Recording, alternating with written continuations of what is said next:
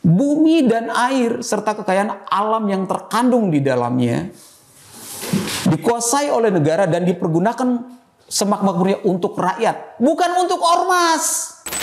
Kenapa tidak masyarakat aja diberdayakan, diberikan suatu badan usaha masyarakat untuk mengelola tambang daripada diberikan kepada ormas ini?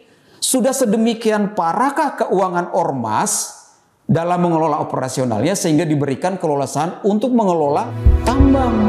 Apakah ini sesuai dengan tupoksinya?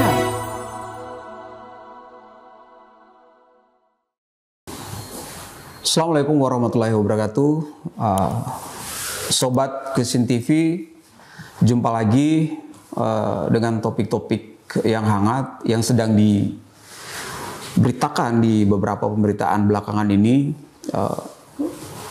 Kali ini kita akan bicara tentang bagaimana kemudian belakangan ini ada santer terdengar bahwasanya pemerintah memberikan kesempatan kepada ormas keagamaan untuk mengelola tambang batu bara.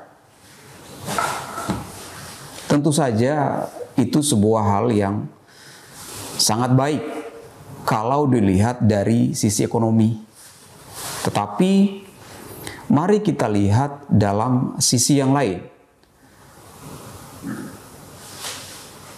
Bumi dan air serta kekayaan alam yang terkandung di dalamnya dikuasai oleh negara dan dipergunakan sebesar-besarnya untuk kemakmuran rakyat.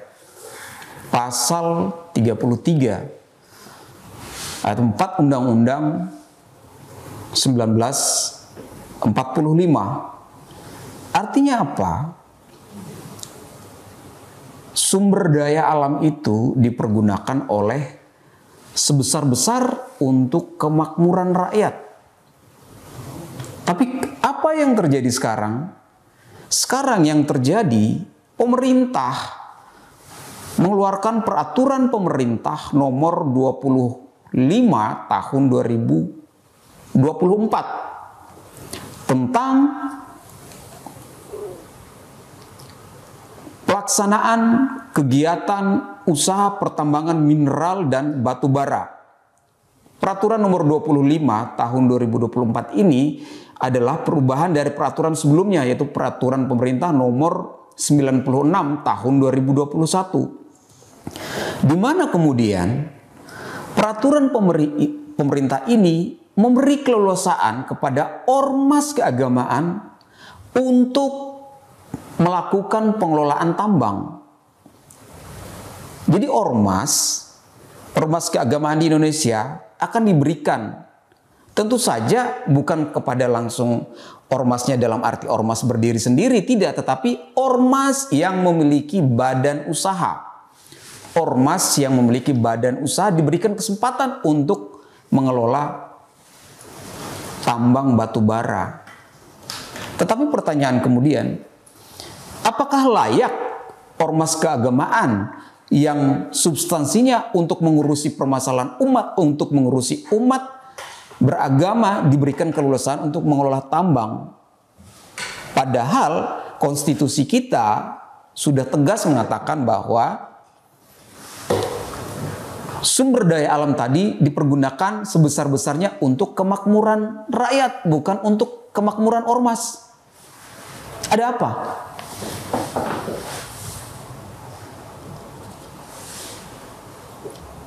Ayo kita bertanya, mengapa kemudian peraturan pemerintah ini dikeluarkan lagi pada tahun 2024 ini? Peraturan ini terbit pada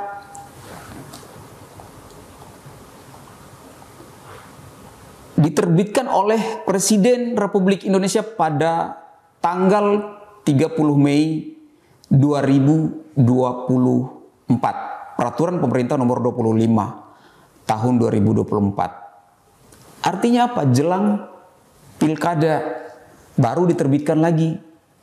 Nah,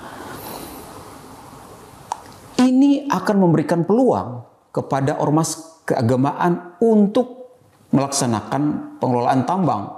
Ya misalnya dikasih izin usaha pertambangan khusus. Kemudian wilayah izin usaha pertambangan khusus. WU, IPK. Lalu kemudian ormas ini bisa mengelola tambang. Padahal substansinya ormas ini kan dibentuk untuk mengurusi umat beragama. Meskipun itu nanti yang mengurusi badan usahanya, tetapi apakah kemudian ini tidak melanggar konstitusi? Ini jadi pertanyaan semua pihak. Lalu kemudian ini menjadi pertanyaan bagi semua pihak. Siapakah kemudian yang akan ormas keagamaan apakah? Apakah Nahdlatul Ulama kah? Ataukah Muhammadiyah atau ormas-ormas dari agama Nasrani kah? Kita lihat di beberapa pemberitaan ada beberapa ormas keagamaan Nasrani sudah menyatakan bahwa mereka mungkin tidak akan tertarik. Bahkan Muhammadiyah mengatakan mereka akan hati-hati, akan mencermati dulu apabila diberi kesempatan oleh pemerintah untuk melakukan pengelolaan tambang batubara tersebut. Ini jadi pertanyaan kita. Pada tahun 2023 juga Presiden Jokowi mengeluarkan peraturan presiden nomor 70 tahun 2023. Di pasal 2, ini peraturan ini tahun 2023 artinya sebelum terjadinya Pilpres. Ada apa dengan semua ini? Di sini di pasal 2 ada beberapa poin bahwa menetap pemerintah atau presiden menetapkan kebijakan pemanfaatan atau lahan yang perizinannya diubah dicabut sebagaimana dimaksud dalam huruf A. Kemudian memberikan rekomendasi kepada menteri yang menyelenggarakan urusan pemerintah di bidang agraria, pertanahan, dan tata ruang untuk melakukan penghapusan ATM, melakukan klarifikasi lahan dan menetapkan peruntukan lahan secara berkeadilan dalam upaya memberi nilai manfaat bagi kesejahteraan rakyat. Kesejahteraan rakyat yang mana? Kalau diberikan kepada ormas, otomatis nanti ormasnya akan mencari lagi tim-tim ahli untuk mengurusi pertambangan. Karena mereka biasa mengurusi masalah umat beragama, ini akan diberi kesempatan, otomatis mereka akan mencari membentuk tim-tim ahli. Tentu saja badan usahanya yang mengelola. Tapi apakah sudah adil? Kalau urusannya ormas, iya kan masih banyak ormas lain. Kenapa juga tidak diberikan? Meskipun pemberiannya adalah melalui penawaran atau lelangnya. Tetapi tentu saja ini sebenarnya bertentangan dengan undang-undang pertambangan mineral dan batu bara. Bertentangan dengan undang-undang nomor 3 tahun 2020 tentang pertambangan mineral dan batu bara sebagai pengganti dari undang-undang nomor 4 tahun 2009, di mana di situ dikatakan bahwasanya yang berhak mengelola pertambangan itu, yang memberikan izin itu bisa dikelola oleh BUMN dan BUMD. Tapi kemudian diubah, kewenangannya diberikan kepada pemerintah pusat.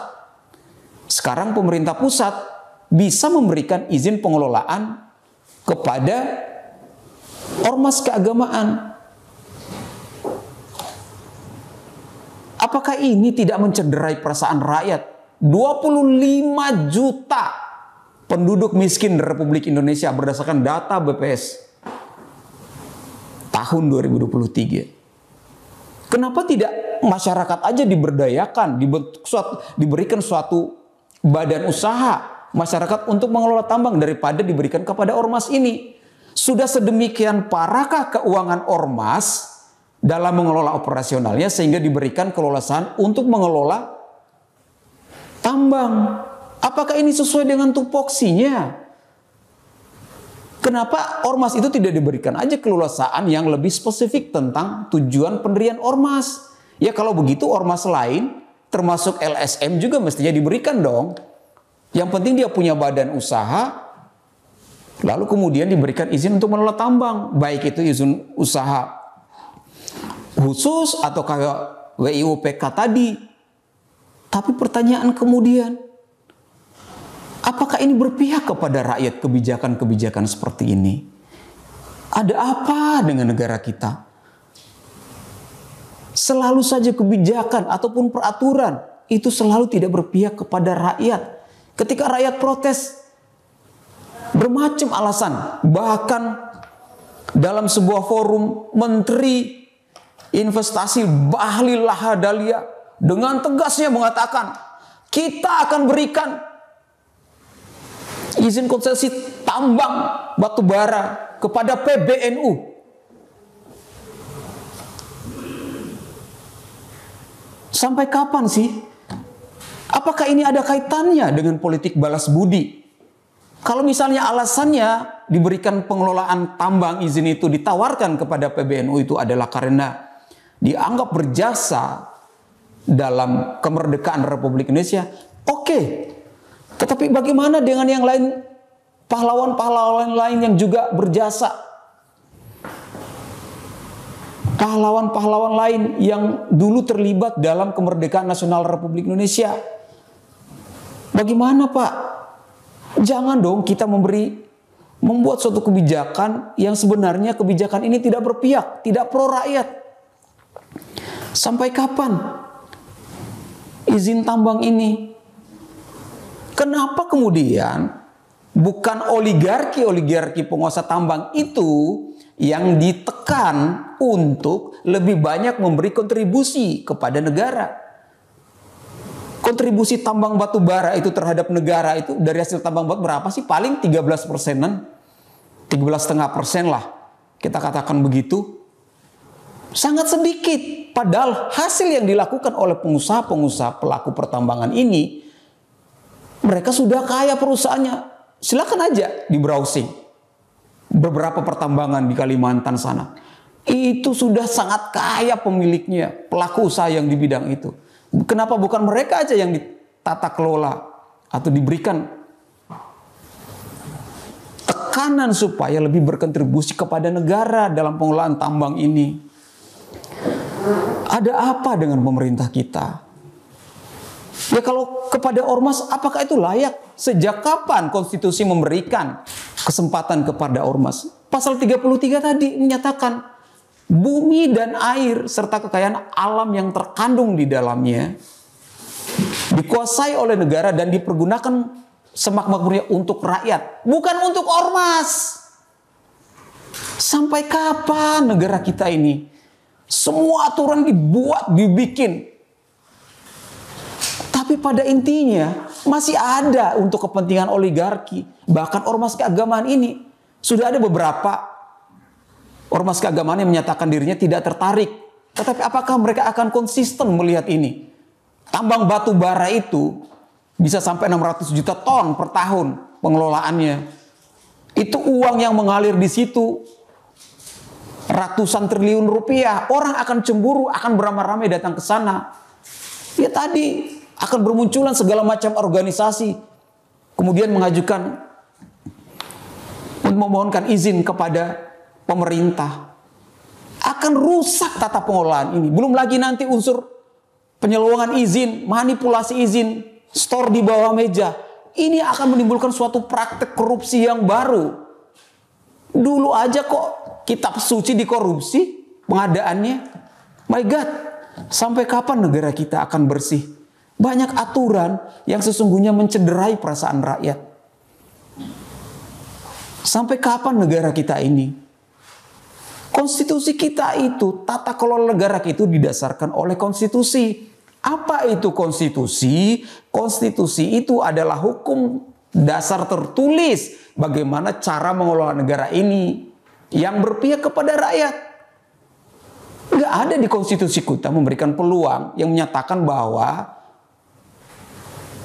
sumber daya alam itu diberikan kepada ormas, tetapi diberikan kepada rakyat. Masih banyak kok fakir miskin.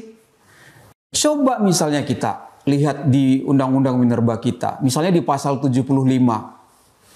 Kalau kita lihat di pasal 75 misalnya ayat 3 dan 4, pengelolaan tambang itu diutamakan kepada BUMN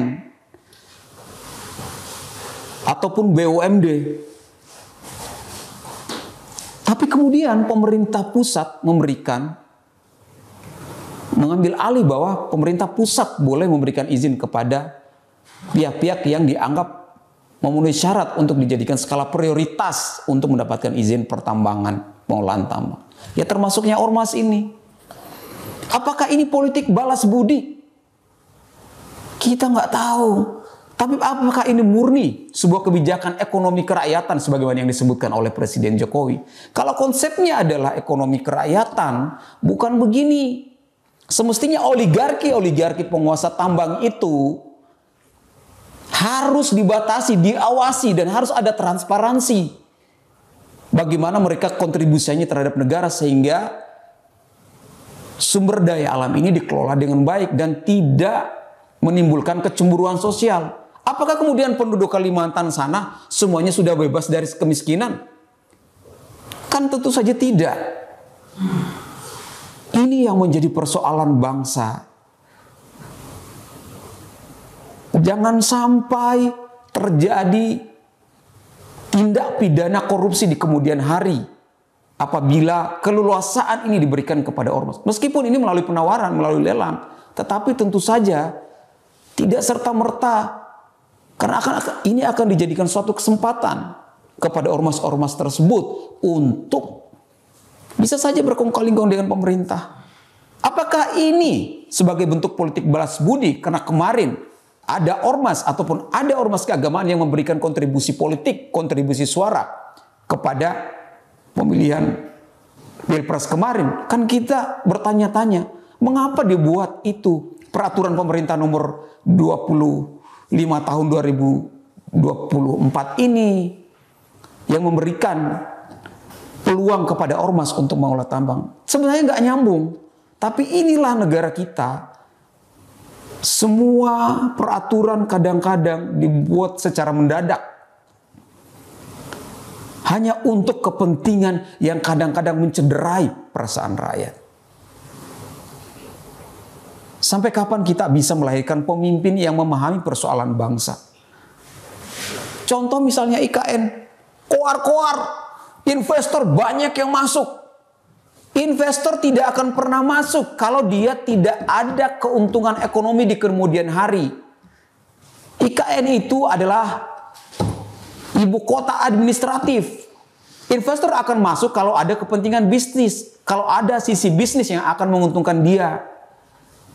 Lalu sekarang muncul lagi peraturan pemerintah yang memberi keleluasaan kepada ormas keagamaan untuk mengelola tambang. Ya Tuhan, jauhkanlah bangsa ini dari kerusakan pemikiran pemimpin. Jangan sampai kita mengelola sebuah bidang yang tidak atau yang bukan tupoksi kita. Rusak bangsa ini. Sampai kapan kita bisa melihat pemimpin yang bisa benar-benar mampu memahami persoalan rakyat ini? Rakyat masih banyak yang miskin. Masih banyak persoalan-persoalan fasilitas kesehatan, fasilitas pendidikan. Apakah sedemikian misalnya ormas tersebut sudah parah dalam pengelolaan keuangannya? Kan tentu saja tidak. Kita lihat misalnya ormas keagamaan Muhammadiyah.